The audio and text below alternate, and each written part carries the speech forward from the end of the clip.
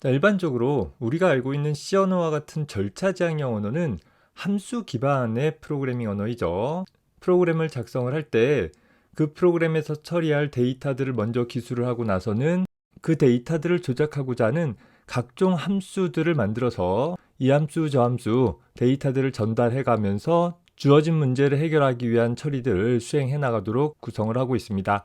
즉, 프로그램 내에서 정의되어진 데이터들에 대해서 그 데이터를 처리하는 각종 함수들에게 데이터를 전달해 가면서 주어진 문제를 해결해 나가는 그런 방식으로 구성되어지는 프로그래밍 언어가 될 것이에요. 자, 반면에 객체 지향 언어다라는 것은 소위 객체 기반의 프로그래밍 언어로서 어떤 하나의 정보를 담고 있는 데이터와 그 데이터를 조작할 수 있는 함수들을 한 덩어리로 묶어주고 그걸 객체라고 명명하자라는 것이에요. 즉, 하나의 프로그램에서는 더 이상 데이터와 그 데이터를 처리할 수 있는 함수가 따로따로 존재하는 것이 아니라 데이터와 그 데이터를 처리할 수 있는 함수를 한 덩어리로 묶어놓은 객체들이 스스로 자신의 일을 처리해 나가면서 다른 객체들과 상호작용해 나가며 전체 문제를 해결해 나가는 방식으로 구성되어지는 그런 프로그래밍 언어를 가리키게 되어집니다. 따라서 각종 데이터와 그 데이터들을 함수로 전달해 가면서 처리하는 절차 지향형 언어보다는 연관된 정보들을 하나로 묶어 놓고 있는 객체를 통해서 프로그램을 좀 더 명확하고 쉽게 작성을 해 나갈 수 있다라는 장점이 생기게 되는 것입니다. 예를 들어서 우리가 도형의 넓이나 둘레를 구하는 일이 필요하다라고 가정을 해봅시다. 예를 들어 원에 대해 그 처리를 수행하고자 한다라고 하면 원의 반지름이라는 정보를 하나의 데이터로 가지고 있으면서 그 반지름 값을 원의 넓이를 구하는 함수나 원의 둘레를 구하는 함수에게 전달을 해서 주어진 문제를 처리를 해줘야 될 것이에요. 자, 반면에 객체지향형 프로그래밍에서는 원의 반지름이라는 정보와 그 반지름을 가지고서 원의 넓이를 구하거나 원의 둘레를 구한다라는 행위를 할 수 있는 함수들을 한 덩어리의 객체로 묶어줌으로써 추후 해당 원에 대해 넓이나 둘레를 구하고자 한다라고 하면 외부에서 데이터를 적절한 처리를 수행을 하는 함수에게 일일이 넘겨주어 가면서 원하는 결과들을 얻어내는 것이 아니라 객체가 스스로 자기가 가지고 있는 정보들을 기반으로 필요한 처리를 수행을 할 수 있게끔 구성을 해볼 수 있겠다라는 것이에요. 물론 그런 원객체는 외부에 있는 다른 객체로부터 필요한 정보들을 입력받아 반지름 값을 설정한다라든가 구한 넓이를 출력하는 등의 행위들을 수행을 해나갈 수 있게 되어지는 것입니다. 자, 이런 객체 지향 언어가 가지고 있는 기본적인 특징들을 살펴보면 대표적으로 다음에 5가지 특징들을 소개할 수 있습니다. 첫 번째로 추상화라는 측면은 어떤 하나의 문제를 해결을 하기 위해서 현재 문제를 처리하는 데 있어서 필요한 가장 핵심적인 또 가장 중요한 측면만을 추출을 해서 하나의 객체로 표현을 할 것이요.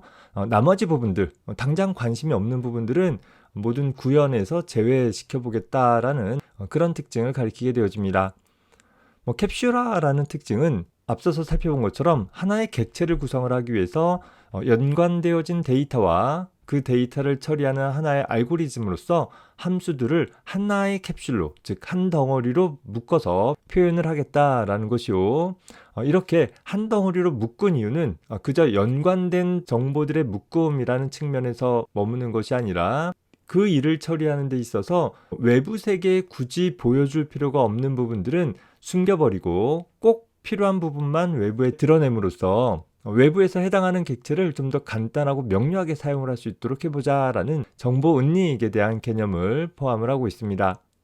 더불어서 상속성이라는 것은 하나의 객체를 생성을 할 때 사용되어지는 클래스를 소위 상속이라는 특징에 기반을 해서 작성을 해줌으로써 어떤 공통된 특징들을 가지고 있는 객체들을 위한 클래스를 좀 더 빨리 또 좀 더 수월하게 작성을 할 수 있고 또 그렇게 만들어진 객체들은 다소 일관성 있게 사용을 할 수 있도록 해볼 수 있는 그런 방법들을 제공을 해주고 있어요. 더불어서 이런 상속과 관련해서 보면 다형성이라는 중요한 특징이 같이 언급되어지는데 보통 다형성이다라고 한다면 하나의 형태로 보여지나 서로 다른 역할들을 수행을 할 수 있도록 할 수 있는 그렇게 해줌으로써 프로그램을 좀 더 간단하게 기술할 수 있도록 할 수 있는 그런 방법들을 가리키게 되어져요. 상속과 관련해서 굉장히 유용하게 사용되어지는 그런 특징들이 나타나게 되어질 것이에요.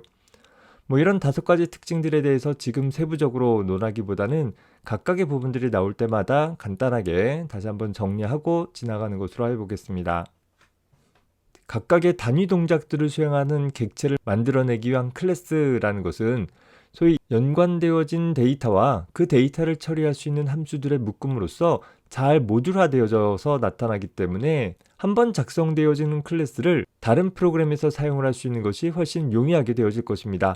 굳이 우리가 소스 코드를 열어서 소스 코드의 특정 부분들을 어디서부터 어디까지 복사해서 옮겨갈 것이냐라는 것을 고민할 필요 없이 각각의 단위 클래스별로 따로 작성되어진 소스 파일을 통해서 클래스 정보들을 담고 있는 소스 파일을 통해서 손쉽게 다른 프로그램에서 이전에 작성했던 클래스들을 쉽게 가져다 쓸 수 있도록 제공을 해주고 있어요. 더불어 이 객체라는 것은 이렇게 모듈화되어져 있고 자신에게 부여되어진 책임들을 스스로 처리할 수 있는 형태로 구성되어져 있다 보니까 좀 더 신뢰성 있게 프로그램들을 작성할 수 있도록 도와주고 있습니다.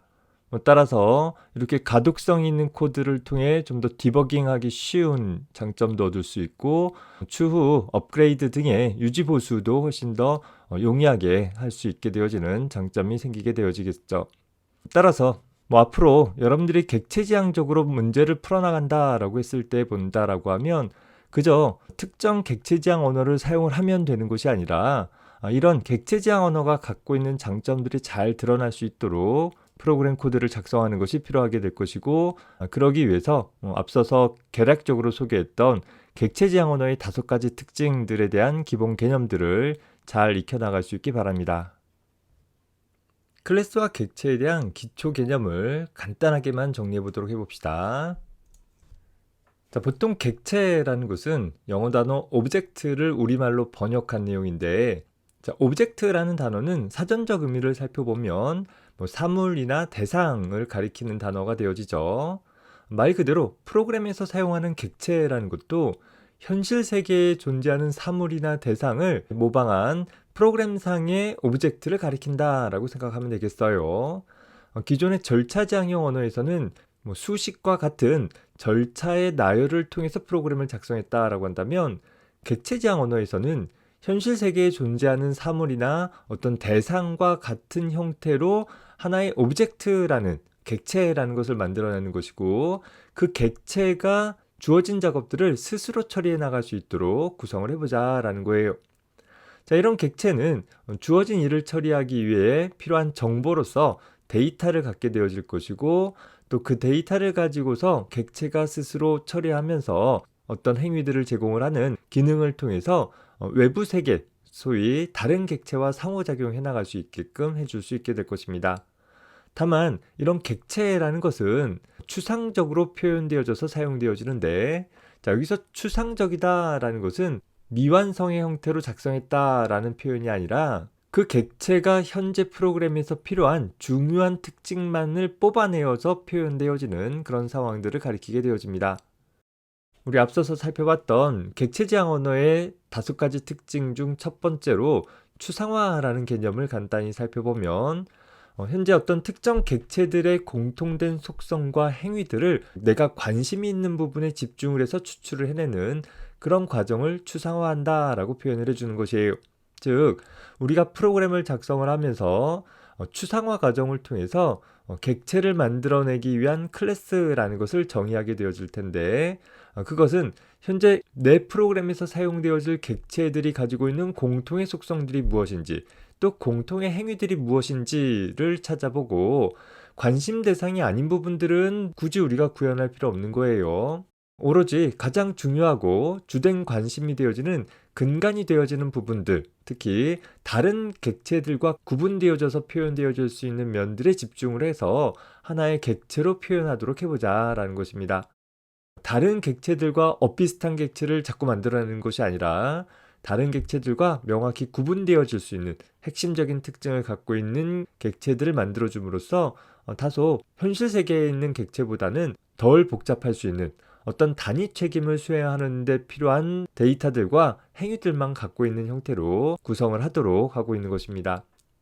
따라서 어떤 하나의 대상에 대해서 프로그램적인 객체로 표현한다 라고 했을 때 모두 다 똑같이 표현되어지는 것이 아니라 그 객체를 어디에다가 어떤 형태로 사용하는지에 따라서, 즉 그 객체가 사용되어지는 목적이나 그 객체가 행해야 되는 기능에 따라서 여러 가지 형태로 구성이 되어질 수 있다라는 것입니다.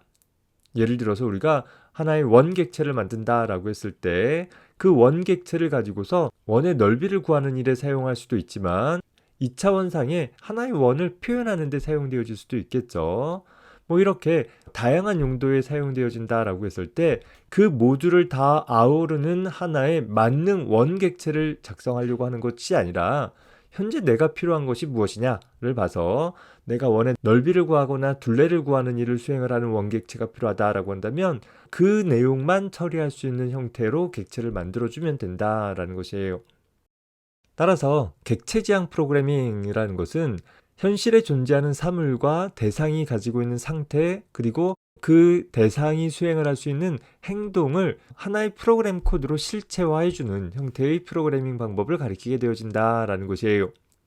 즉 하나의 객체라는 것은 변수 등으로 표현되어지는 데이터를 가지고서 함수 등으로 표현되어지는 적절한 처리 알고리즘을 수행을 할 수 있는 하나의 실체를 가리키게 되어진다라는 것이죠. 더불어서 기존의 절차지향형 언어에서 그저 여러 절차들을 쭉 나열식으로 프로그램했던 것과는 달리 이런 객체들로 구성되어진 객체지향형 프로그램이라는 것은 하나의 프로그램을 구성하고 있는 분할된 책임을 가지고 있는 다수의 객체들이 서로 상호작용해 나가면서 전체 문제를 해결해 나가는 형태로 프로그램을 작성을 해 나가게 되어진다라는 것입니다. 우리가 절차지향형 프로그래밍과 객체지향형 프로그래밍을 비유들면서 절차지향형 프로그램은 일반 솥을 가지고서 밥을 짓는 것에 비유했었고 객체지향형 프로그래밍이라는 것은 전기밥솥을 통해서 밥을 짓는 것에 비유했었죠.